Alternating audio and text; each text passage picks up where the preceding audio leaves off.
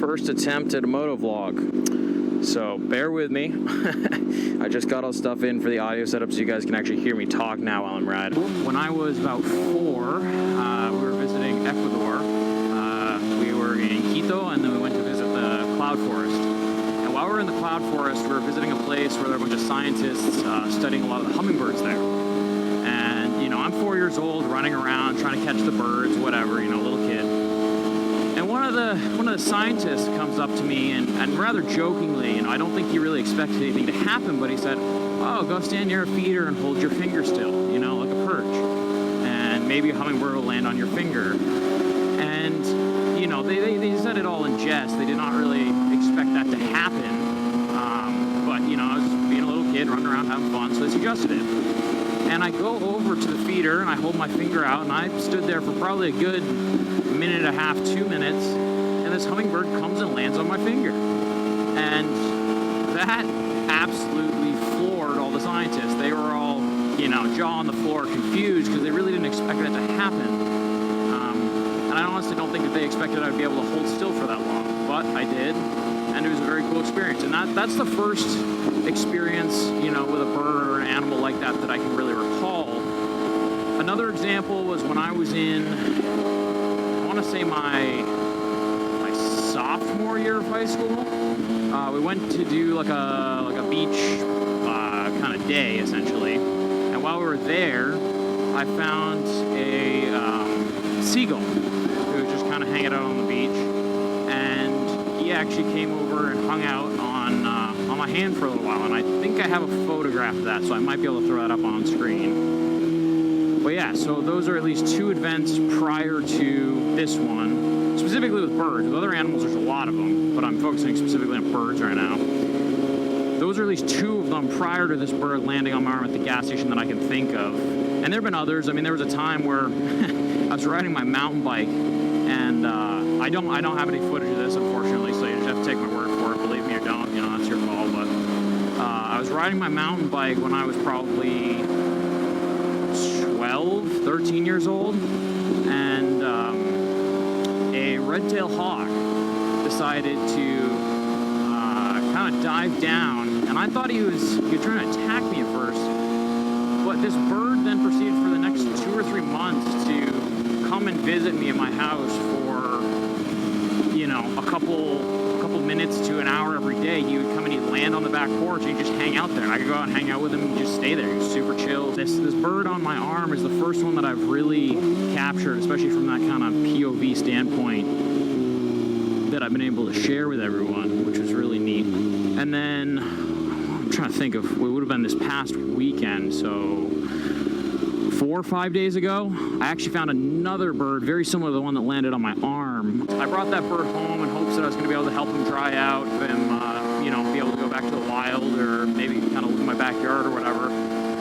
Unfortunately, he had sustained much more serious injuries than I initially realized, and I did post a part 1 of that reel, and I actually decided to take it down, and I never posted a second part because he ended up having some internal injuries to his abdomen that ended up taking his life. He made it for maybe 48 hours or so, but it was pretty apparent that he wasn't gonna recover. I think that in the storm he got slammed out of a tree or something and sustained some serious damage. I don't know if he got crushed by anything or not, but you know, he clearly had some internal injuries that ended up taking his life, which is really sad and unfortunate, but you know, that is the way of nature. So I ended up taking down that first part because it just felt wrong to leave it up, you know, and I couldn't really quite bring myself to make a second part to that video. You know, just, it felt wrong to try and post content, especially when, you know, something that I do in my personal life, regardless of if I'm posting on social media. I don't want it to seem like I'm trying to content farm things that are things that I would be doing otherwise. The most respectful option was just to take that down and to not post a second part to that video, but that is what ended up happening to the second bird that I had originally posted about. I had a couple of people also ask. I think a lot of people have noticed that my accounts are all fairly fresh. The only one that's really been around for a minute is my Instagram account, and I guess also my Facebook account because they're linked to each other. The YouTube and TikTok accounts that I created right about the same time that I posted that initial bird snippet when I started to realize it was going viral. And the reason I did that is, and some people asked, is people are like, wow, your first video, it's got all these views, yada yada, or why does this one video have a lot of views and these other videos have like almost no views? And the primary reason for that is retention rates, right? You got to understand how retention works. The average person, I think, I have to look back, but I think it's like 10 to 12 seconds is the average retention rate, right? So like in the first 1 to 3 seconds, you need to have something on screen that is so impressive that people are going to want to watch your content. You can't just be posting boring shit and expect people to view it. And the interesting thing too is you can have a really good edit, but if you don't structure it right to get someone's attention right off the rip, they're going to just keep scrolling through their feed before they even pause on your video long enough to realize how cool it is. So those first 1 to 3 seconds really, really matter. If there's any pauses, if there's any hesitations, which I'm not going to pretend like I'm not doing right now. This is my my first attempt at a long form, video. I'm still trying to figure out how to get my monologue just right and everything. So I'm sure that people aren't going to watch this video necessarily as far through as maybe they would in 6 months, a year, when I'm more used to talking to the camera while I ride and stuff. There are going to be times when I make awkward pauses because I'm more focused on writing than I am at talking. Any of you are getting into moto vlogging and content creation, you should be doing the same thing, guys. Staying on your bike's a lot more important than talking to a stupid camera. You can always record it again, you can always record later, but if you eat shit, you're cooked, guys.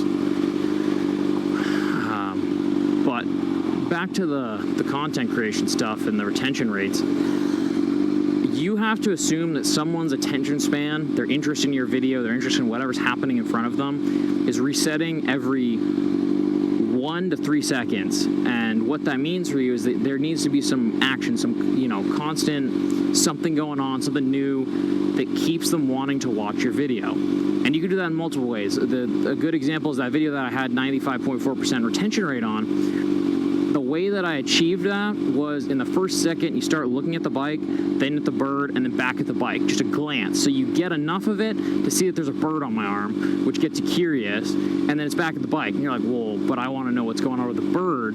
So then it cuts back to the bird, and then throughout all that, there's captions moving on the screen, and I also have audio bites, some sound, some stuff going on to help keep you focused in on what's going on in the video, which leads people to watch the whole way through. But if you have a boring intro, a boring outro, boring anything throughout that process, people aren't going to watch your videos the whole way through.